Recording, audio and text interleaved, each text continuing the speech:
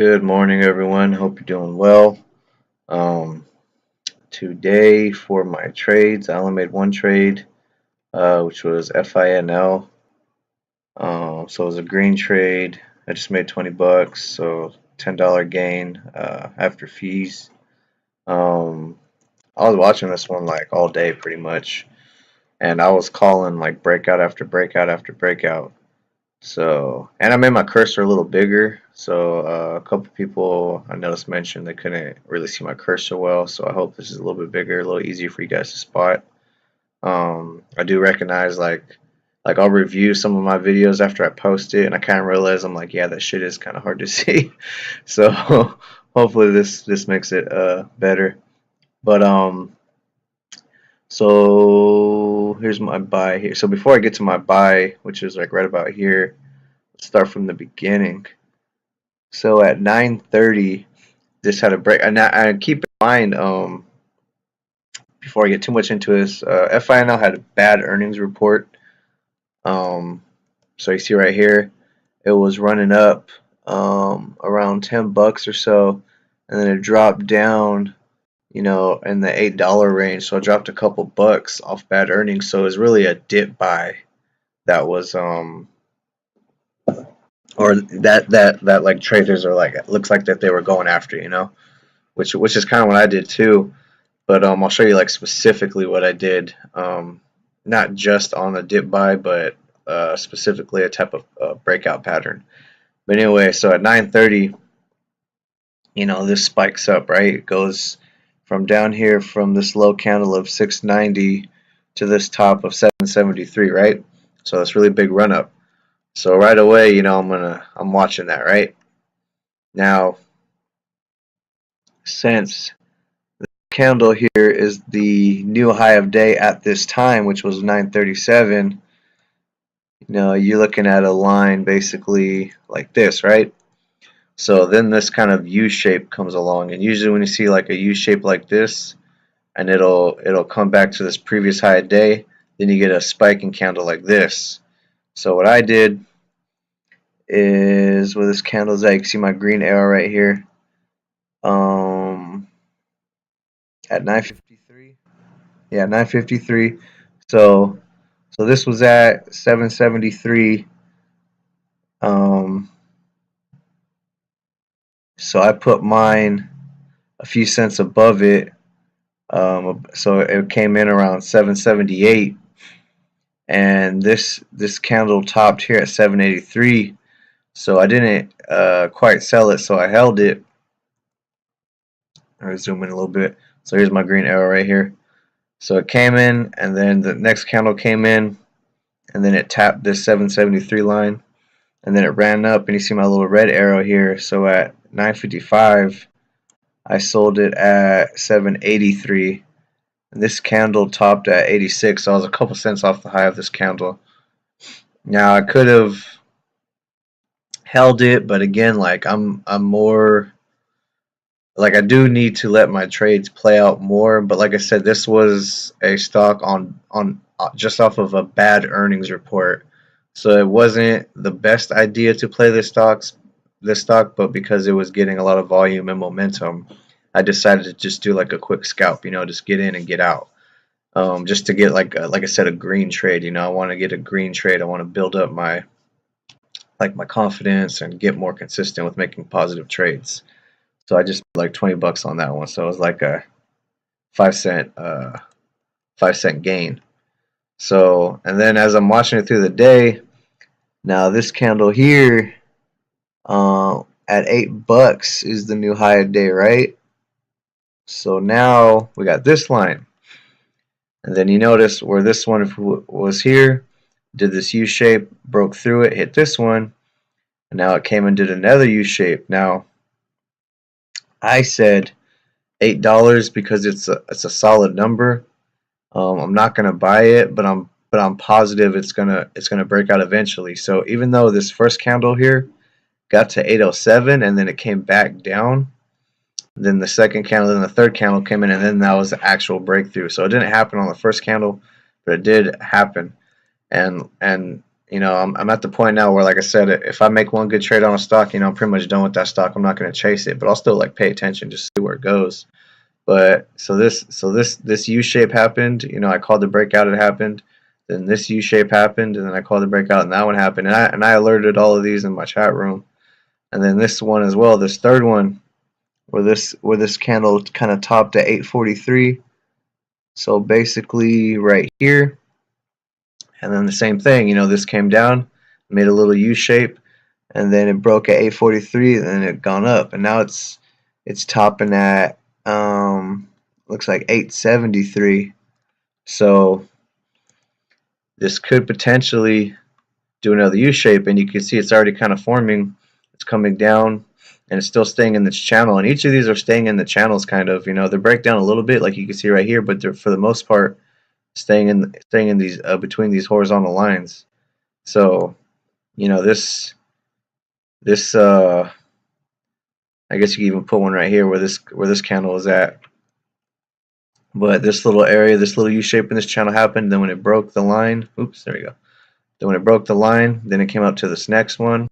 And then this U shape happened. And then when it broke the line, it went into the next channel. And then it came up. And then when this U shape happened, it broke this channel. And now it's up in here, and it's trying to break past 874, 875. And the way it's going, like it's even getting some volume right now, it could break it and move again. So it's U shape, followed by U shape, followed by U shape, and now another potential U shape. So it's not necessarily dip buying. Buying would be like you would buy the dip around this channel where it's at the low end, like down here or down here, or down here. But the dip buy is really because off of this earning, the stock dips down so much, it dipped down, a few dollars, and then that's where traders started getting interested because they think it's cheaper to buy now. And then from here, they were just pretty much buying U-shaped breakouts. So whenever the U came, it broke out, they bought. When it came in, it broke out, they bought. When it came in, it broke out, they bought. So I'm thinking right now, because you see the squiggly yellow line here is the VWAP. It's kind of high off of the VWAP right now, the volume weighted average price. So I'm thinking $9 is going to be a difficult number, $9 or $10, because you even see on I got the 1350 and then the 200 day. The 13 is coming in, it looks like almost close to around 10. But I don't personally think it's going to go much above $9 or $10. Of course, I could be wrong. But there's already been like 3 U shapes in a row. I don't think it's just going to continue to U shape up, U shape up, U shape up, and it continues to get farther and farther away from this VWAP. So I think it might have maybe one more breakout, and then it'll pretty much give back all its gains. Or if it breaks this 840-ish kind of number, it'll probably break down. So that's kind of what I'm looking at on this one. But that's a way.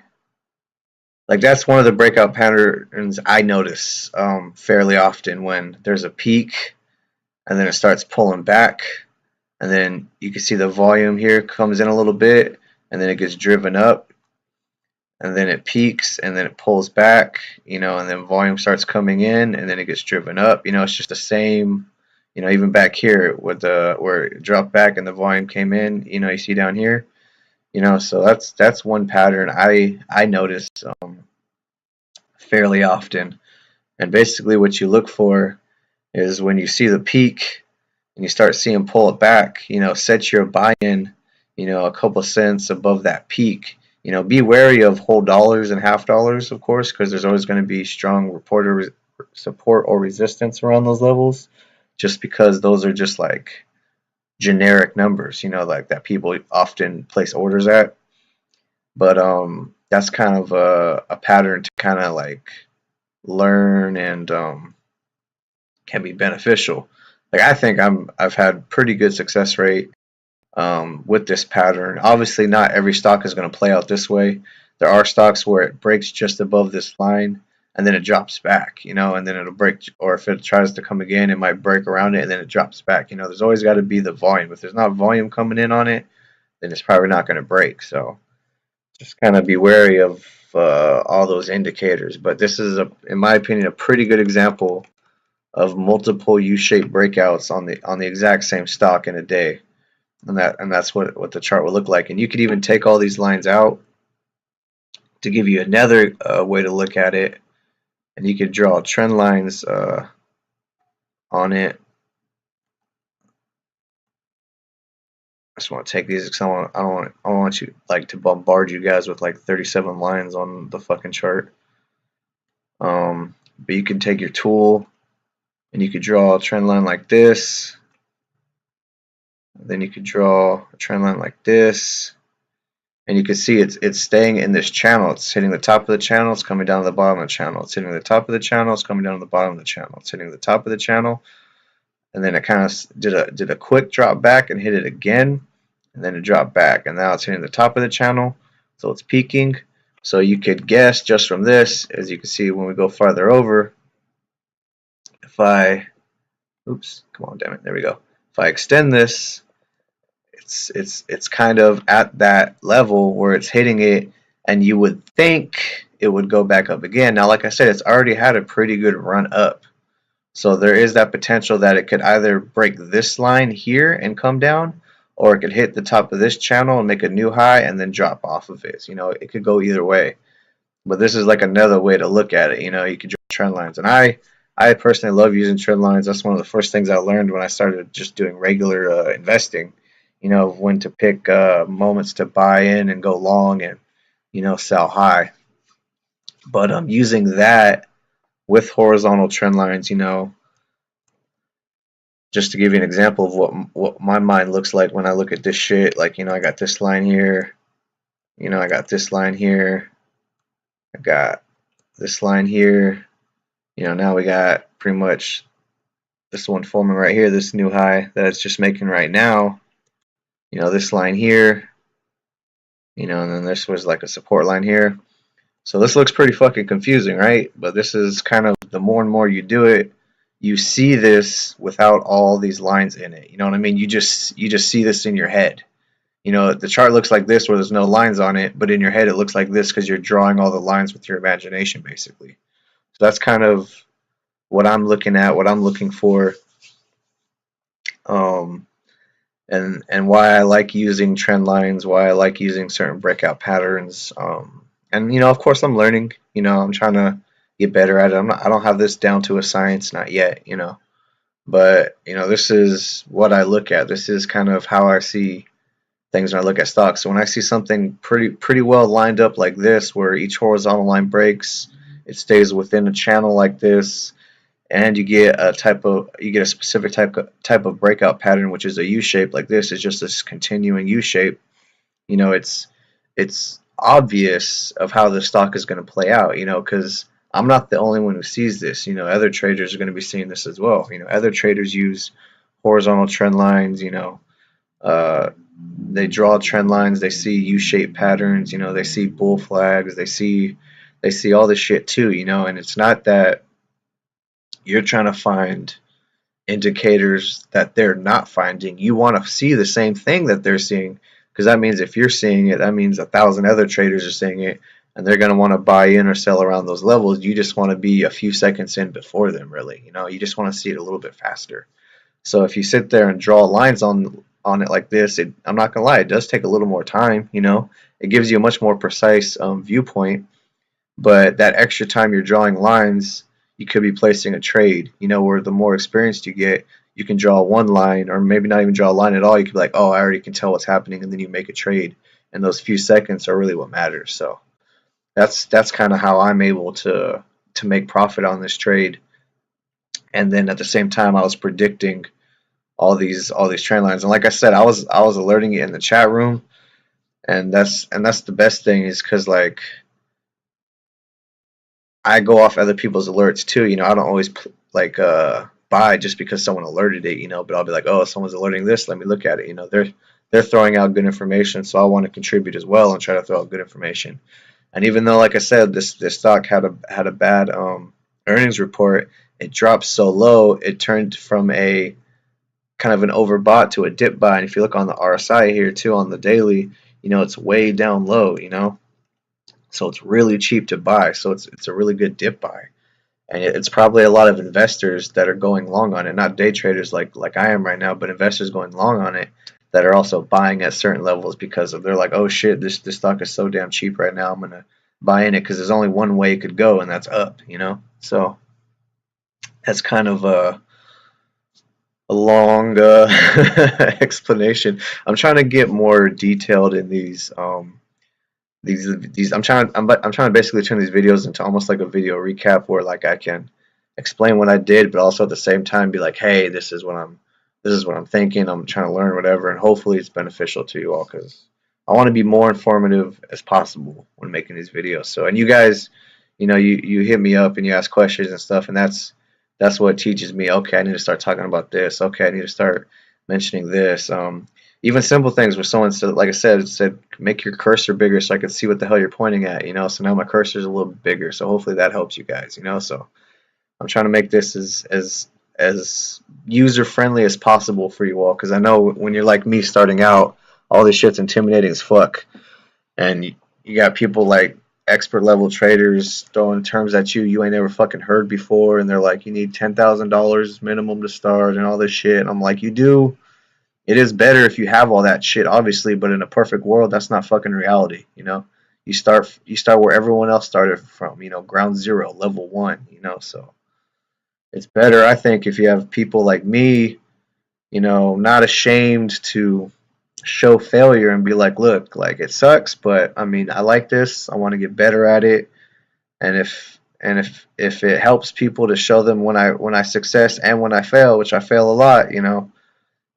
That's what I think, is better for people instead of just showing that guy who's always a perfect trader all the time, and you're just sitting there scratching your head like, how the fuck is this guy doing it? Like, I don't understand. I don't want to be like that. Like, I don't want to be afraid to show when I make a mistake. So hopefully you all learn from it as best as you can, and you're going to make your own mistakes, but hopefully I can help you limit the amount of mistakes you make. Ultimately, that's like the best thing because you're going to mess up. You don't want to mess up, but you're going to mess up. But you want to make your mess ups as small as possible. But anyway, I'm making this video super long, but that's all I really wanted to get into. So FINL is pretty much the highlight of the day, and you can see by all my crazy lines why. But hopefully this was helpful for y'all. So I'm green so far this week, so fingers crossed. I like to have a good green week. I haven't had one yet, so I'm trying to stay positive. So yeah, with that, see you all next video.